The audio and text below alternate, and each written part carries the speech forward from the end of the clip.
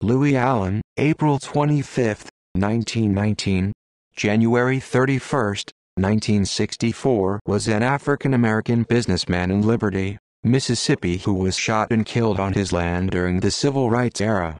He had previously tried to register to vote and had allegedly talked to federal officials after witnessing the 1961 murder of Herbert Lee, an NAACP member, by E.H. Hurst, a white state legislator. Civil rights activists had come to Liberty that summer to organize for voter registration, as no African American had been allowed to vote since the state's disenfranchising constitution was passed in 1890. Allen was harassed and jailed repeatedly by Amite County Sheriff Daniel Jones. The day before he planned to move out of state, Allen was fatally shot on his own property. Since the late 20th century, his case has been investigated by Tulane University history professor Plater Robinson. The case was reopened by the FBI beginning in 2007 as part of its review of civil rights-era cold cases. In 2011, the CBS program 60 Minutes conducted a special on his murder as well. Their work suggested that Allen was killed by Jones. However, no one has been prosecuted for the murder. Early life. Louis Allen was a native of Amite County, Mississippi, where he was born in 1919. The county's population was majority African American, with an economy based on agriculture, cotton, dairy farming and logging. Many blacks left before World War II because of poor economic opportunities, racial violence, and social oppression under Jim Crow, decreasing the black population by 29% from 1940 to 1960, following earlier declines. More than 6 million blacks left the southern United States in the Great Migration to the North, the Midwest, and, beginning in the 1940s, the West Coast. Allen served in the United States Army during the war. He enlisted at age 23 in the service at Camp Shelby, Mississippi on January 12, 1943. After his return to Mississippi, he worked as a logger and farm laborer. Allen and his wife Elizabeth had 4 children together, including a daughter and a son named Henry, called Hank. He built up his own logging business, doing well enough also to buy his own land, where he and his family raised produce and cattle. Murder of Herbert Lee. Mississippi's Constitution of 1890 politically disfranchised African Americans, using provisions such as poll taxes, literacy tests, and grandfather clauses to raise barriers to voter registration and exclude blacks from voting. In the early 1960s, a local chapter of the NAACP was founded by E.W. Steptoe for the purpose of registering black voters. He was soon joined by Bob Moses of the Student Nonviolent Coordinating Committee, SNCC.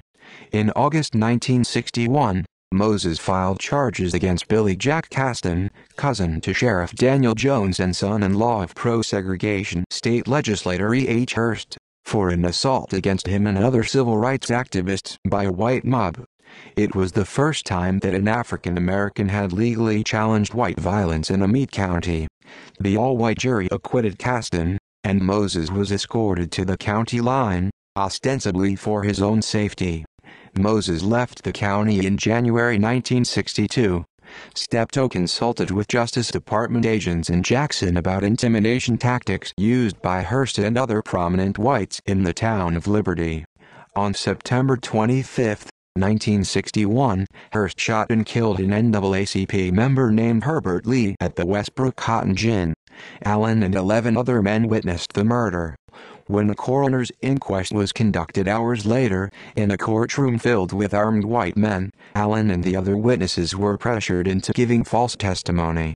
They supported Hurst's claim of shooting Lee in self-defense, leading Hurst to be cleared of any wrongdoing. However, Allen later told fellow activists the truth behind Lee's killing. He also discussed the incident with Julian Bond, who encouraged him to tell his story to the FBI.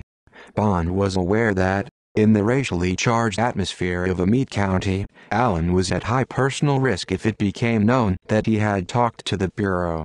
Interviewed in 2011, Bond said, He lied at Hearst's inquest because he was in fear of his life. If he had implicated a powerful white man in a murder of a black man, he was risking his life. I tried to encourage him to tell the truth, but it was like saying, "Why don't you volunteer to be killed?" Learning that a federal jury was to consider charges against Hearst, Allen talked to the FBI and the United States Commission on Civil Rights in Jackson, asking for protection if he testified. An FBI memo reported that Allen expressed fear that he might be killed, but the Justice Department said it could not give him protection. Allen chose to repeat the official version of events, which exonerated Hearst. Harassment and murder. Although Allen had not cooperated with the Justice Department, rumors of his visit in Jackson quickly spread among Liberty's white community. Local whites shunned Allen and cut off customers for his logging business. In August 1962, as Allen and two other black men tried to register to vote at a Meade County courthouse, they were shot at by an unknown assailant.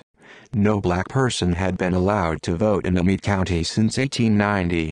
Following this incident, a white businessman threatened Allen, saying, "Louis, the best thing you can do is leave. Your little family, they're innocent people, and your house could get burned down. All of you could get killed." When Allen reported the death threats, the FBI, which had limited jurisdiction over civil rights cases at the time, referred the matter to Sheriff Jones's office. The FBI did so despite an agent acknowledging in a 1961 memo that Allen was to be killed and the local sheriff was involved in the plot to kill him. Allen then allegedly became a target of harassment by Jones. In a later interview, Hank Allen described Jones as mean, recounting how he arrested his father on trumped-up charges and beat him outside his home. On one such occasion in September 1962, Jones broke Allen's jaw with a flashlight. Moses wrote to Assistant Attorney General John Doerr about Allen, making reference to a plot by the sheriff and 7 other men. Jones' father was a high-ranking Exalted Cyclops in Liberty's chapter of the Ku Klux Klan. FBI documentation from the 1960s claimed that Jones was also a Klan member. When Allen was released from jail, he filed an assault complaint with the FBI against Jones. He summarily testified before an all-white federal grand jury. As blacks had been prevented from registering and voting, they could not serve on juries. The jury dismissed his complaint. Allen stayed in Liberty because he was caring for his elderly parents. Among his associates was Leo McKnight, who had worked with him and twice tried to register to vote with him. In February 1963, McKnight and his family died in a suspicious fire that local blacks believed was a murder. In November 1963, Jones arrested Allen again, falsely charging him for bouncing a check and having a concealed weapon. Law enforcement officials threatened Allen with 3 to 5 years in prison. After 3 weeks, the NAACP raised a bail for Allen. In January 1964, after his mother died, Allen arranged to leave Liberty and move in with his brother in Milwaukee, Wisconsin, as he feared for his life. On January 31st, the night before his planned departure, Allen was ambushed at the cattle grid at the border of his property. He was killed by 2 shotgun blasts to the head. His body was found by his son Hank. Interviewed in 2011, Hank said, Sheriff Daniel Jones told my mom that if Louis had just shut his mouth, that he wouldn't be laying there on the ground. He wouldn't be dead." Allen's death is mentioned in the first memoir of civil rights activist Ann Moody titled Coming of Age in Mississippi. When Moody writes about reasons she should stay away from her family, she mentions Allen's murder. Investigations. No thorough investigation into Allen's murder was conducted until 1994. That year, Plater Robinson, a history professor at Tulane University, began examining the case files. Robinson's research in the following years pointed to Jones as a likely suspect in the killing. In 1998, Robinson conducted a tape-recorded interview with Alfred Knox, an elderly black preacher in Liberty, who reported that Jones had recruited his son-in-law, Archie Witherspoon, to kill Louis Allen. When Weatherspoon refused Jones' request to pull the trigger, Jones allegedly killed Allen himself. Both Knox and Weatherspoon have since died. In 2007, the FBI reopened Allen's case as one of a number of civil rights-era cold cases it was examining. Its staff identified Jones as the prime suspect. As of 2011, the FBI has been unable to collect enough evidence to prosecute. In April 2011, the CBS News magazine 60 Minutes broadcast a report about the Allen case. Correspondent Steve Croft had traveled to Liberty to interview local residents and was largely met with silence. Croft interviewed Jones on his property. The elderly man denied killing Allen, and he invoked the Fifth Amendment when asked about his alleged Klan membership. Legacy and honors Bertha Goldberg's song, "We'll Never Turn Back," memorialized Lee's murder. Lee's son, Herbert Lee, Jr., became active at age 15 in the civil rights movement in 1965. The Westbrook Cotton Gin was added to the National Register of Historic Places in 2010. Its significance was in part as the site of Lee's murder during the civil rights era by a white man who was never punished. See also: Civil Rights Memorial Isaac Woodward List of unsolved murders. References.